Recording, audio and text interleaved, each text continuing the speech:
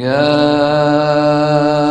أيها الذين آمنوا اتقوا الله ولتنظر نفس ما قدمت لغد واتقوا الله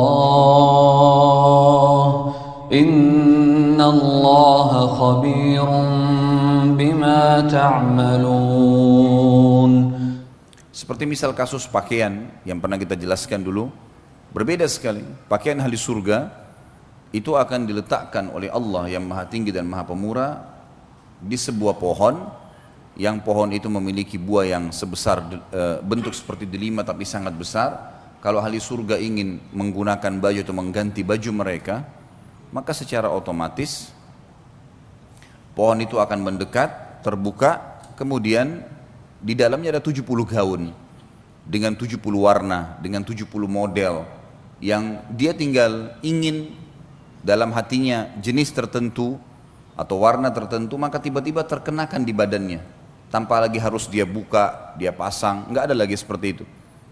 Jadi ada pakaian sebagaimana kata dunia, tapi berbeda sisi kualitas, ya. Terus metode caranya, situasinya berbeda semuanya.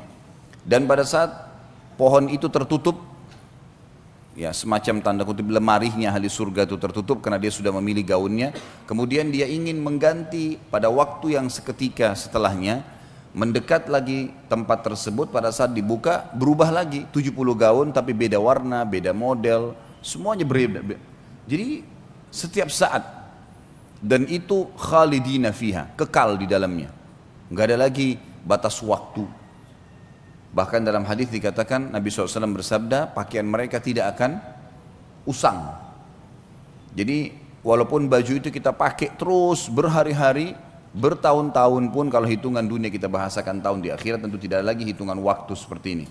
Dimensi waktunya berbeda gitu.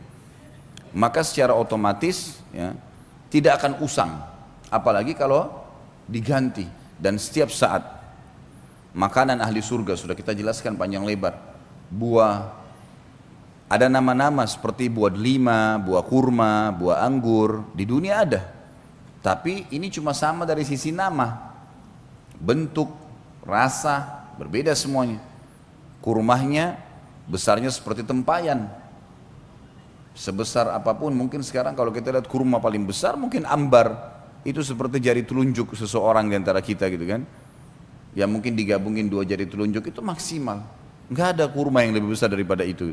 Tapi di akhirat satu buah kurma seperti tempayan, yang dia makan bukan karena lapar, tapi dia sedang menikmatinya. Dia akan berhenti kalau dia ingin pindah ke kegiatan lain atau ke makanan lain.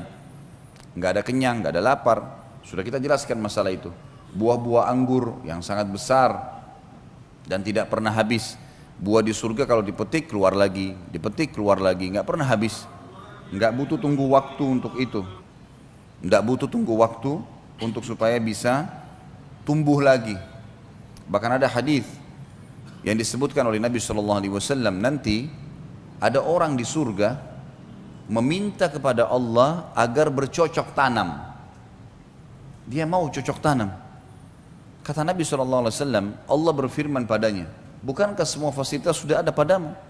Semua pohon-pohon, semua jenis buah-buahan ada, bahkan di surga ada yang tidak mungkin ada di dunia. Jenis buah-buahan yang tidak bisa dibayangkan, karena semua di surga tidak pernah mata lihat, tidak pernah telinga dengar, tidak pernah terlintas dalam hati manusia. Sebagaimana dalam hadis disebutkan. Lalu kemudian Nabi SAW mengatakan kepadanya, kepada kita semuanya, orang ini berkata kepada Allah, ya Allah, tapi saya ingin, jiwa saya ingin sekali punya pohon-pohonan.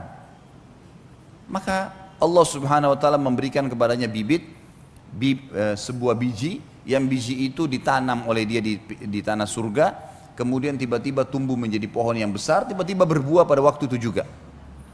Sampai Nabi SAW sempat tersenyum pada saat itu, karena luar biasanya fasilitas di surga. Tidak butuh tunggu waktu, ditanamkan bibit tersebut, kemudian tiba-tiba jadi pohon besar, tiba-tiba berbuah dan tiba-tiba dinikmatin sama dia.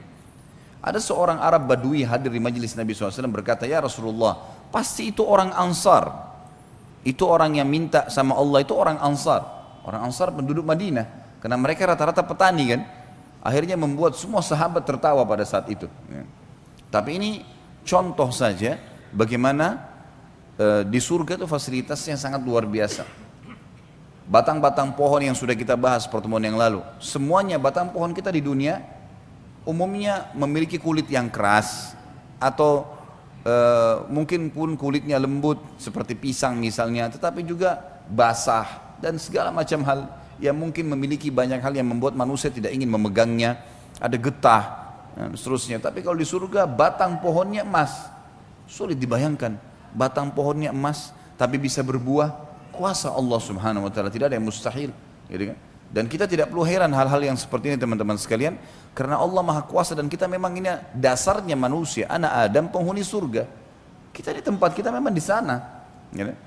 Ayah kita Adam alaihissalam diturunkan dengan istrinya Hawa ke muka bumi, kemudian akan kembali ke sana.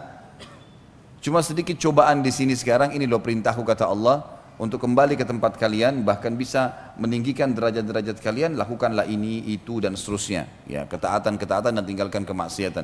Tapi orang yang bangkang tidak akan ke sana loh ya, tidak akan kembali ke tempatnya, dia akan kembali ke neraka, tempat siksaan yang sudah disiapkan sebagaimana sudah panjang lebar kita jelaskan. Semua fasilitas di surga, fasilitas yang tidak bisa dibayangkan, susah sekali ya dengan dibayangkan. Tetapi kita imani, karena keimanan akan memudahkan kita untuk meyakininya. Ya. Contoh misalnya air yang kita bahas. Bagaimana bisa ada air jalan di depan mata seseorang ahli surga di istananya tanpa tersentuh tanah, dan dia bisa mengambilnya tanpa tertumpah di lantainya. Gitu kan. Itu semua sudah kita jelaskan panjang lebar.